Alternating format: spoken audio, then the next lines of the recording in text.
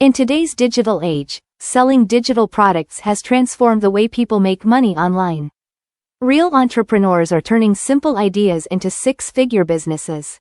Sarah was a high school teacher struggling with burnout.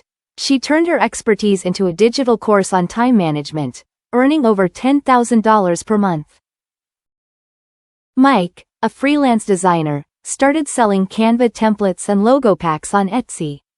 He scaled to $50,000 in sales and proved creatives can earn passive income. Lisa launched a printable planner business as a side hustle. Using Pinterest and Etsy SEO, she turned her passion into a full-time income of over $5,000 per month. These stories share key commonalities.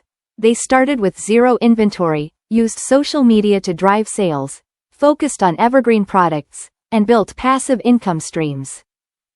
To start your own digital product business, identify a profitable niche, create valuable digital products, and market them effectively on various platforms.